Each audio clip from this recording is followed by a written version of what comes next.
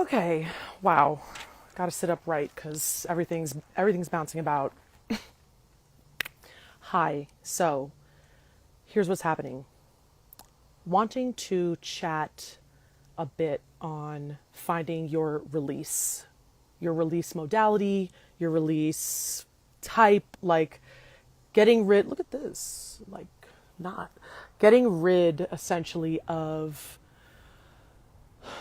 all the shit, all the trauma, the stories, the beliefs, the masks we hold that have been and continue to be held within our body. If you're a person that in any way, shape, or form can recognize that there is this potentiality, or you do in fact believe that we have, we're souls having this in-body experience, and so in our subtle body is held everything that we have been through, all experiences, good, bad, otherwise, decisions you've made, decisions that have been put upon you, identities that have been put upon you, anytime you were imposed upon, or, it runs the gamut, right? We're just out here living our lives, so all of life is stored in your body.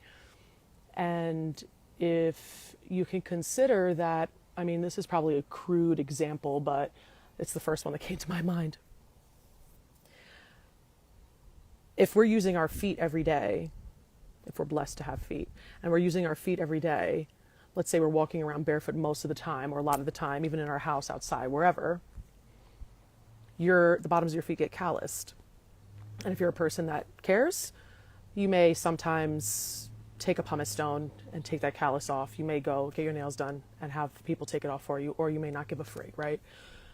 And all of those are just options, they're just potentialities that are there for you to choose into. And I think it's a similar way where oftentimes we have the choice, we're faced with the choice of, are we going to release this thing I've been holding on to? Am I going to release this way of being that I continually use as a crutch, as an excuse, as a fraudulent fear?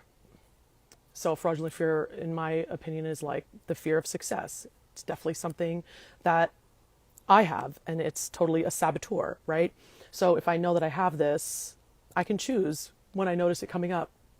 I'm going to let you continue doing your thing, saboteur, or actually I'm going to discontinue you right now and take you off and release you out. And so I'm talking about how that release gets to happen. I think right now the zeitgeist is really on this tip of somatic release, big tears, journal, shadow work, all these, myriad ways of healing. It's fabulous. That's wonderful. I'm on that tip, right? And what I often find is missing is, well, how do some people do that actually? So there are a ton of accounts, social media accounts now that are showing how people do a variety of their things, right? So people are showing that they do the emotional freedom technique or tapping, depending on what you know of it. People are showing how they shake. People are showing what questions they answer when they're journaling. This is all great. So this is one of those examples. Long-winded intro, but when you get me going. So as you may or may not know, I am ensconced in 3 concurrent courses. One of them is Holotropic Breathwork, and particularly it's through something called Screamwork, which was created by an absolutely fabulous woman out here in Denver. And so she combined 2 ways of release in this framework that she brings to the world of both screaming, so this kind of vocal, but also from, you're like somewhere down here in the base of your pelvic bone area release, combined with holotropic breathwork. And so in this course that I'm in, we're paired with a partner every week. And I had my session this morning, and it was really so stand out. I wanted to share about the myriad ways I have found in this journey, this greater healing journey, if you will, of release for me. So let me quickly, I kissed the Blarney Stone when I was in Ireland. So quick, who knows? So work with me. What I'm going to just share is, if you don't know me, I am like the epitome of a Capricorn. If you looked it up in the dictionary, I am totally an Enneagram 1. That is the perfectionist. I am a performer. I am a generator, human design. We can go down the list, but I am pretty masculine in my approach to how I show up in the world. So oftentimes rigid, pretty black and white, very cerebral, or in my head, very analytical, overthinking, overanalyzing, paralysis by analysis, timelined, working toward deadlines, goal-oriented results, or you feel me, right? Like these things that have a point. You are going to take up space in my world if there's a point that I have to determine. And so it's no surprise that my grasp of emotions was low and has been low. So something I've also been working on in the past year or so is actually going back to first grade and learning the feelings wheel. If you don't know it, and if you feel like you don't have more feelings than like 5, go take a look at that and start to name your emotions throughout the day. And this is where I first noted a start to me recognizing, okay, I have feelings and I don't know what to do with them, but I now recognize that I do in fact have them. That was one. Then it was, okay, so there's something other than, these were my typicals: frustrated, annoyed, disappointed, guilty, ashamed. Those were the ones I knew well. Those are the ones I know well. And that's that ran my gamut. Those were the emotions I knew.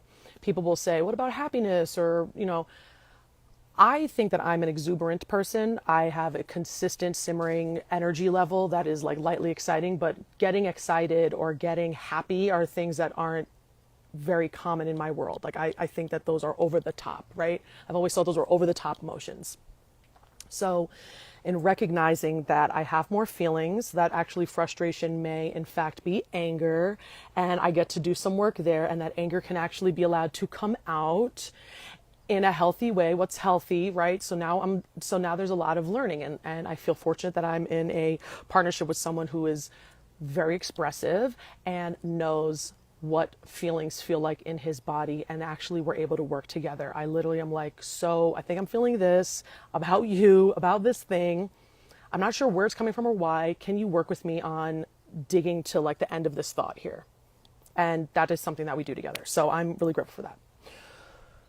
And so the next step, and again, I wasn't going out of my way to find the next breadcrumb that the universe was putting in front of me in terms of, okay, you have succeeded in your feelings wheel, next step. I didn't know what the next step was, what it might entail. I don't know the what's or how's. And so I like really to share the how after I have discerned it for myself. And I came across Screamwork, Holotropic Breathwork very, very recently, less than 6 months ago. Never thought much of it. Meditation was never something that worked very well for me. Yoga, I'll do it, but it doesn't bring me to that state that a lot of people say they're brought to. I don't know, going on hikes and feeling super grounded. And I didn't feel all of those things from a lot of these modalities people were sharing that are their go-tos. Crystal healing, journaling even, right? I'm starting to recognize what some of my releases are now. The next breadcrumb was Screamwork. I went there and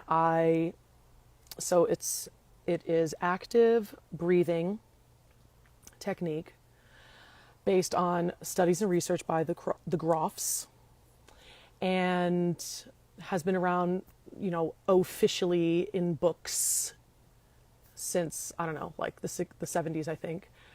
We're talking post illegality of psychedelics. And yet breathwork spans history throughout multiple civilizations around the world, right? So here we are.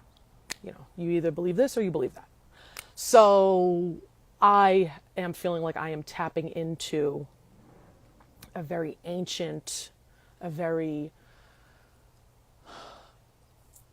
immeasurably healing modality for the body and not for my mind, which I tend to because I associate my pride with my intellectual ability. So I do not have control over my body, and so it causes a lot of anxiety and shame when that's the only thing that's available. And so through breath work and through multiple sessions of what is essentially a guided, roughly 40-minute to music active breathing cycle that can bring you to an elevated state of consciousness or somewhere else that you're able to get to when you truncate some of that frontal lobe activity, it allows emotions to come up and out. And that can be the release. And so I was, reticent upon trying it out. And within 3 songs of the first time I ever did it, I was hyperventilation-crying. And to get me there takes a ton. To that level, it would either be like super on drugs or like at a festival sort of situation, or in a deep, dark, breakup-y sort of dark night of the soul situation. And I was surprised by what was coming up. And after the release of what for me ends up being tears, I get something called tetany, which is like locking or really, really severe tightening of the hands, my feet, sometimes my legs. I get restless legs, they sway, my chin quivers. Those are my typical things that end up being of release. I yawn a lot as well. I end up connecting dots of ideas, things, thoughts, old conversations, how things really happened and why, in almost like a movie format, like a movie editing from when you're going quickly. And in no other modality of grounding or getting to myself have I ever felt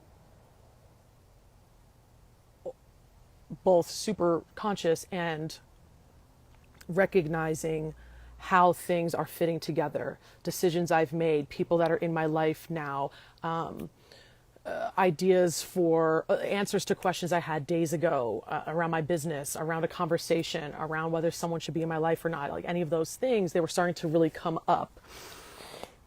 And I won't say get solved, but have me permit myself to take a stance on whatever that thing is.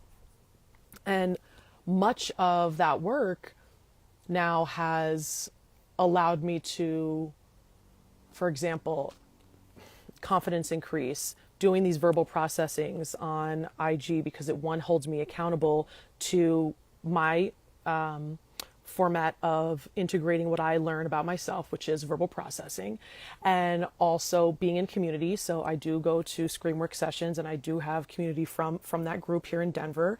And it has also allowed me to recognize a big gap that I feel is I want more in real life community than just working in the community industry online.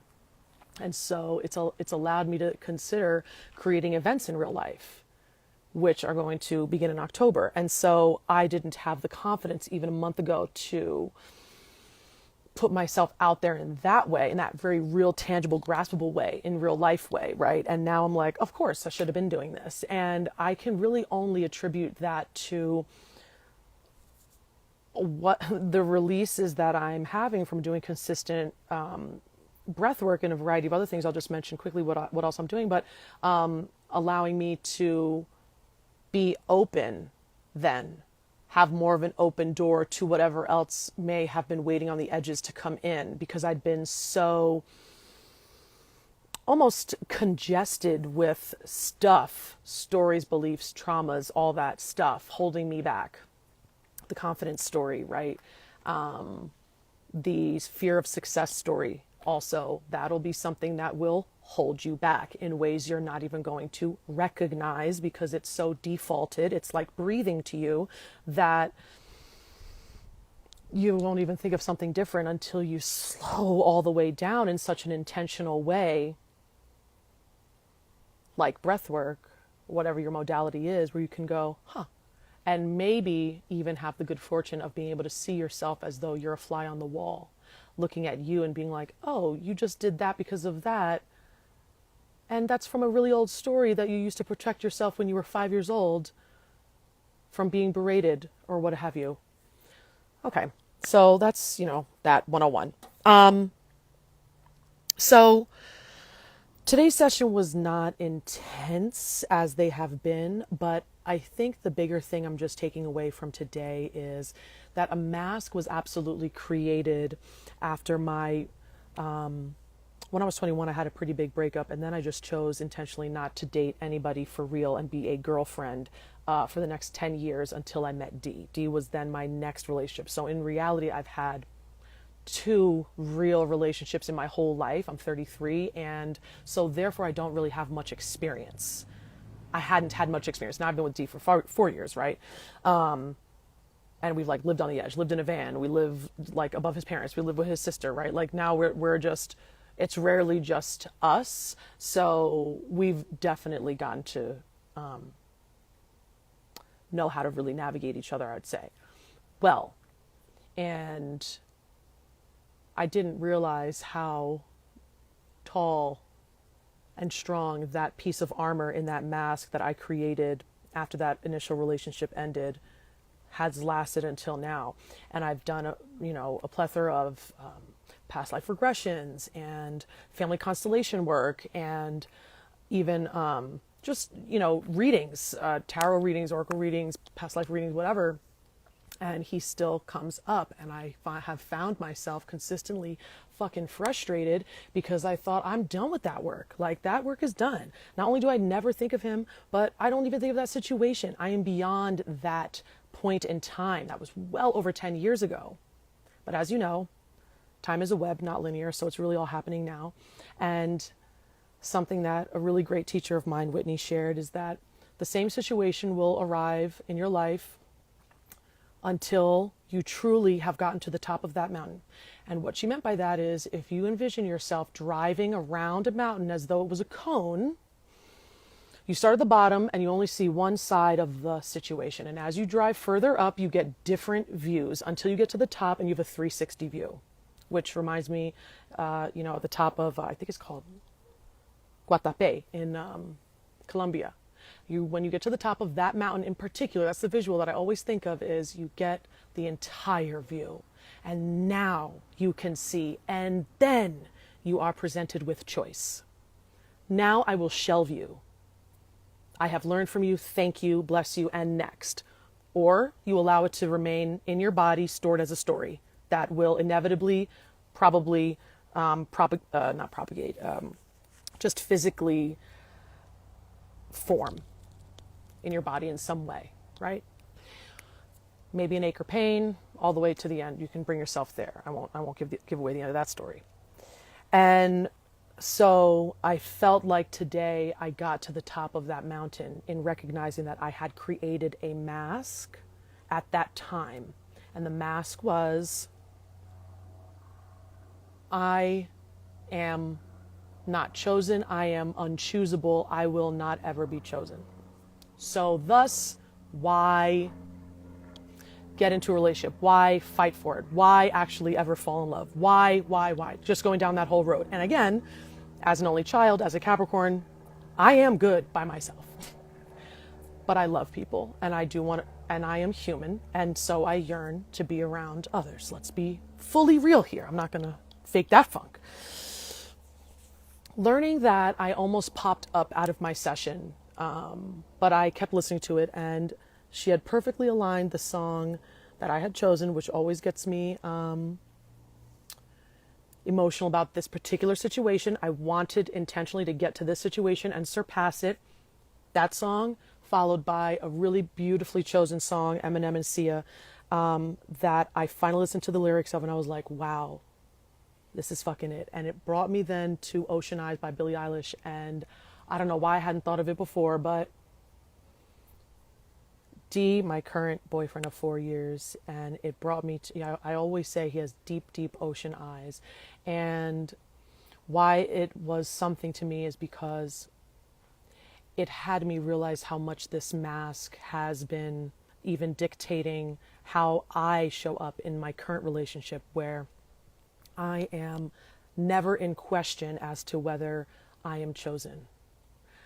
D chooses me every single day. And the truth of the matter is, I have not been as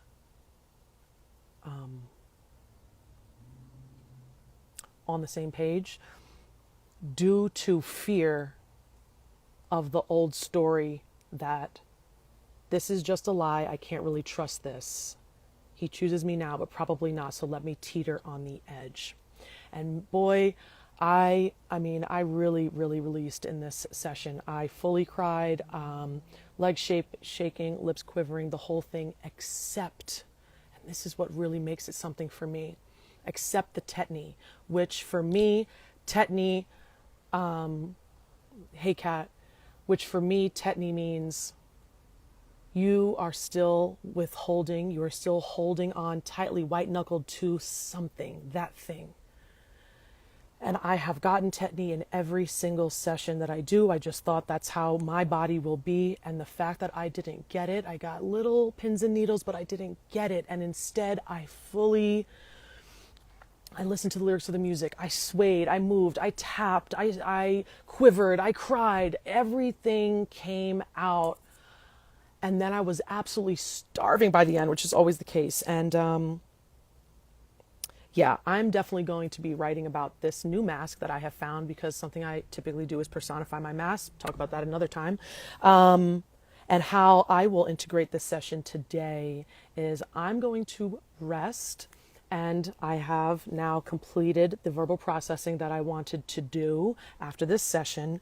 But I just want to leave you with other modalities I have found that have particularly astute grounding feeling for me. And by grounding, I mean I'm able to get back to my core. I'm able to get back to beyond that subtle body and into my soul self. I'm a body on this planet, back to me. I am a strong, compassionate, exuberant leader. That me, not the me that's attached to the results in the world that I've been living in. And so what those things, I have my little notes here, that's why I keep looking down, is barefoot grounding. So I play barefoot volleyball, but I'm also out here in this backyard, if you didn't notice, barefoot. Hot springs. So I love a good bath, but I really like to be, again, in the earth. I mean, I'm a Capricorn at the end of the day. Dancing. So that's something I realize I get to have a little bit more time in doing, actually going out and dancing, like with my girls, you know what I'm saying? Putting these hoops in and going out here. That would really be healing for me on a feminine tip. Tapping. So Kat's here, Luhan tapping. Kat taught me about tapping. I add that not only into my daily life, I do it before and after I coach clients. I also do it during my breathwork sessions. It now is totally natural. And then the last thing, again, Kat's here, is flower essences, which have by far changed my whole shit. That will be another conversation another time. But I specifically took scarlet monkey flower today as a flower essence prior to my session, and it was a complete supplement, a complete, you know what I'm saying, a complete boost to the work I was intending on going through in this session, which again was, how do I get past this initial breakup in my life ever and be able to show up fucking fully in this relationship that I'm in right now, that I'm choosing every day. Why am I choosing it if I'm not being real in it? And I believe I found something new that I didn't anticipate being there. And that's what the fuck I'm talking about. Like, that's what I mean. That's why I'm talking about finding your release, because it's only when you're able to release the old, stale, stagnant, decrepit no longer serving ass energy, then you can lighten the load and allow an abundance to flow into you that will only boost, propel, perpetuate, toss you really full fucking forward out there. So that's my point. That's where I am. That's all I got. Thank you, Kat, for joining. I am going to add me as a collaborator, so this will be over there in a minute, but hey, I'm trying to do these regularly. But like, don't count on me for an exact date because they'll happen when they happen. Past once a week, but like, don't know yet. So we'll see. Okay. Love you. Thank you.